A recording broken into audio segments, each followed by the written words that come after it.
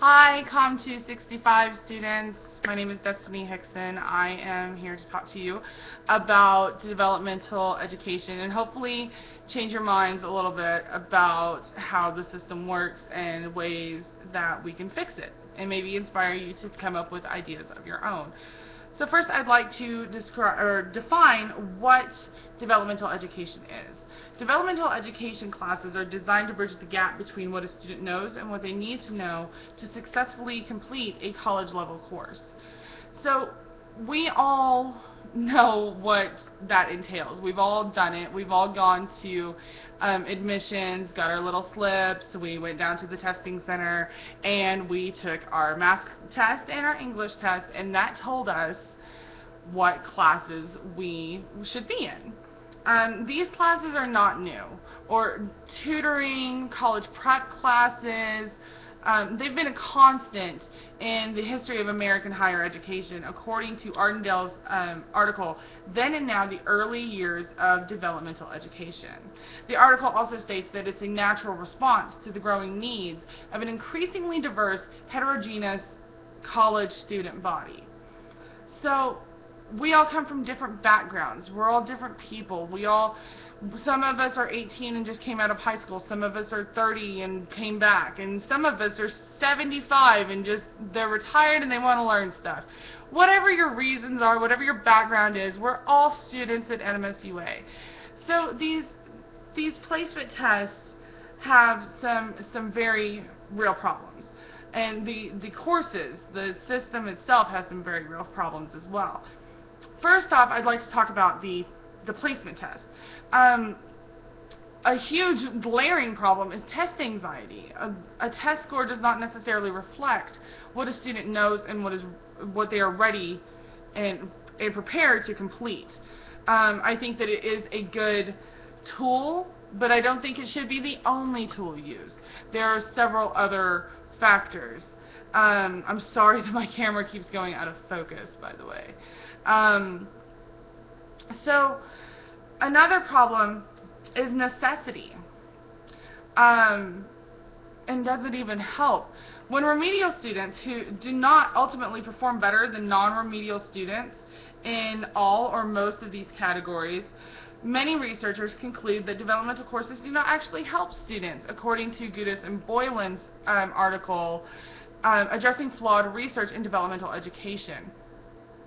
So that states that you're supposed, if you go through remedial classes, then you should do better than the other students in your G-level courses, but that's not the case.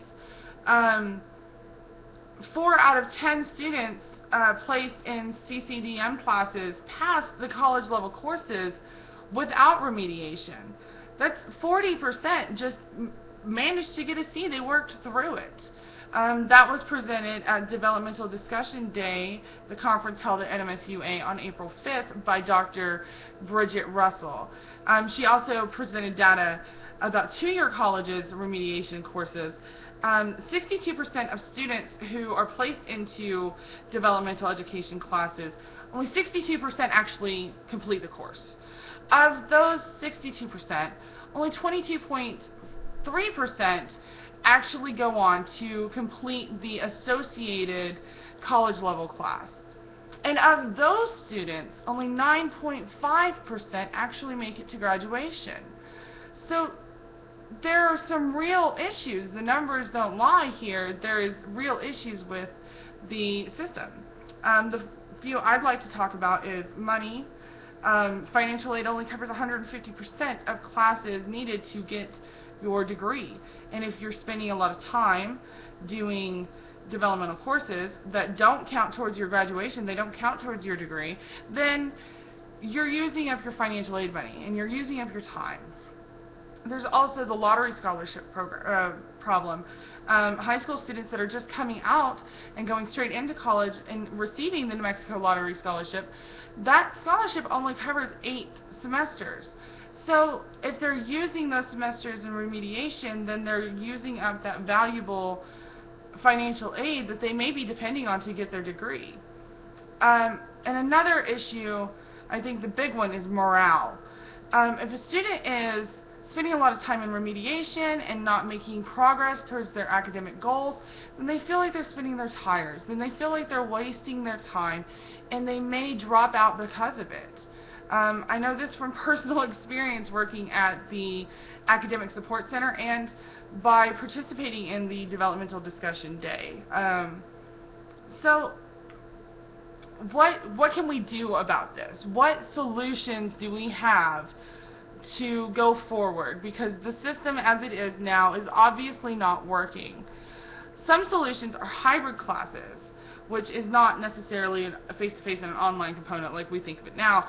It is a mixture of students who test into different class levels. Say you have remediation students and G-level students, and they all are in the same class and they all work through it together.